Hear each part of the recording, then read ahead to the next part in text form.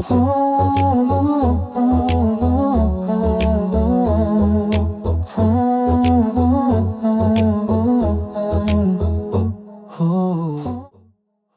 alaikum les Naïve Kids. On espère que vous allez super bien.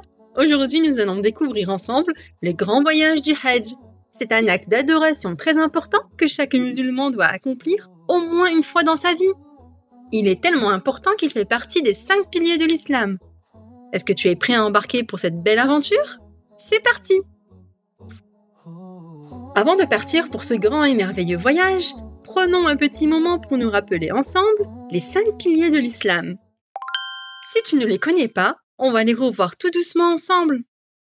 Le premier, c'est la shahada, la profession de foi.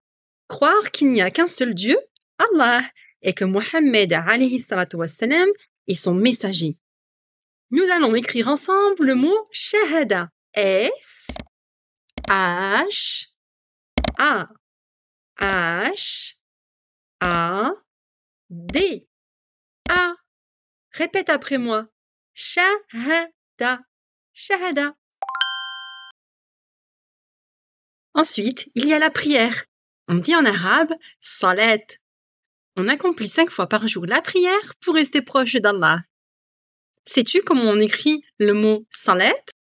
Un S, A, L, A, T. Répète après moi. Salat. Le troisième pilier, c'est la zakat. On partage avec ceux qui en ont besoin, que ce soit de l'argent, de la nourriture ou des vêtements. On écrit zakat avec un Z, A, K, A, T. Zakat. Répète après moi. Zakat. Le quatrième, c'est le jeûne du mois de Ramadan, qu'on appelle Saum en arabe. On apprend à être patient, reconnaissant et à se rapprocher d'Allah. Saum. S-A-W-M. Répète après moi. Saum. Et enfin, le cinquième pilier, c'est notre sujet du jour. Le Hajj, le grand pèlerinage à la Mecque. On écrit Hajj avec un H, A, J, J, Hajj. Maintenant que les 5 piliers de l'islam sont bien clairs dans ta tête, il ne nous reste plus qu'une chose à faire. Prépare ta valise, attache ta ceinture, on décolle pour la Mecque. Vite, Yves, il est temps de prendre notre vol.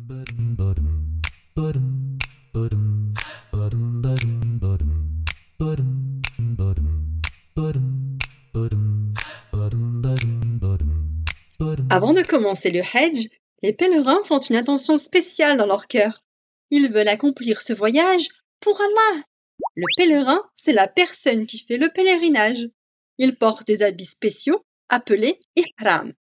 Les hommes mettent 2 morceaux de tissu blanc sans couture et les femmes portent des vêtements simples et modestes. C'est un moment où tout le monde est égal devant Allah, riche ou pauvre, tout le monde a la même tenue. Une fois arrivés à la Mecque, les pèlerins prononcent plusieurs fois la talbiya. Ils tournent 7 fois autour de la Kaaba, qui est la maison d'Allah. C'est ce que l'on appelle le tawaf. Est-ce que tu veux réciter la talbiya? C'est parti. لبيك اللهم لبيك لبيك لا شريك لك لبيك إن الحمد والنعمة لك والملك لا شريك لك. Et maintenant, Yves, c'est le moment de courir 7 fois entre le mont Safa et Marwa. Tu dois sûrement te demander pourquoi. Alors écoute bien. Hajar, la femme du prophète Ibrahim, était dans le désert avec son bébé Ismaïl. Il n'y avait pas d'eau et Ismaïl avait très soif. Alors, Hajar a couru entre les collines de Safa et Marwa encore et encore, 7 fois, pour chercher de l'eau et de l'aide. Elle ne s'est pas arrêtée, même si elle avait peur ou était fatiguée. Grâce à sa confiance en Allah, l'eau de la source de Zamzam a jailli près de son bébé et elle a pu donner à boire à son enfant. Tu vois, Allah finit par récompenser, il suffit de toujours garder foi en lui. Ensuite, les pèlerins se dirigent vers Mina, la ville des tentes. Car ici, quand nous nous rendons à Mina, on dort dans des tentes. Mina est à 8 km de la Kaaba. Certaines personnes rejoignent ce lieu en voiture, en car ou même à pied. Yves, allons-y à pied. La prochaine étape est le mont Arafat. C'est ici que le prophète Mohammed alayhi salat wassalam, a fait son dernier sermon. Les pèlerins prient ici toute la journée, demandent pardon et invoquent Allah. C'est le moment le plus important du Hajj. Et toi aussi, si tu le souhaites, tu peux jeûner la journée de Arafat pour avoir de nombreuses récompenses et faire le plus de dua possible. Oh Yves, je suis tellement excitée. Après Arafat, c'est le jour de l'Aïd. Aïd Moubarak. Mais avant de célébrer, on doit se diriger vers Mousdalifa. Là-bas, on prie et ramasse des petits cailloux qu'on utilisera en retournant à Mina. Avant de continuer, tu dois sûrement te demander pourquoi avons-nous ramassé des cailloux. Je vais te raconter une petite histoire. Lorsque Allah a demandé à Ibrahim alayhi salam de sacrifier son fils Ismaïl, Shaitan est venu l'en dissuader et donc de désobéir à l'ordre d'Allah. Devine ce que le prophète Ibrahim alayhi salam a fait. Il a ramassé des cailloux et les a jetés sur Shaitan pour l'éloigner, lui et ses mauvaises idées. Alors, on ne va pas jeter des pierres pour de vrai à Shaitan lors du Hajj, mais nous allons nous rappeler de ce moment-là de l'histoire de Ibrahim alayhi salam et envoyer nos pierres sur 3 colonnes que l'on appelle Jamarat et qui représentent Shaitan. Nous faisons l'intention dans nos cœurs de ne pas écouter Shaitan comme Ibrahim alayhi salam a su le faire. Allez Yves, nous devons jeter 7 petites pierres sur les stèles. Et toi, veux-tu nous aider à compter et jeter les pierres? C'est parti. 1, 2, 3, 4, 5, 6, 7. Super travail! Merci de nous avoir aidés.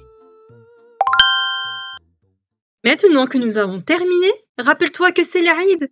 Et en l'honneur et rappel de l'histoire d'Ibrahim alayhi salam, nous allons sacrifier un mouton. Puis ensuite, tous les hommes devront raser leurs cheveux.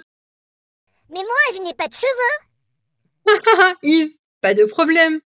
Allez, maintenant que notre animal est sacrifié, il est temps de refaire le tawaf 7 fois, à nouveau autour de la Kaaba. C'est ce que l'on appelle le tawaf d'adieu.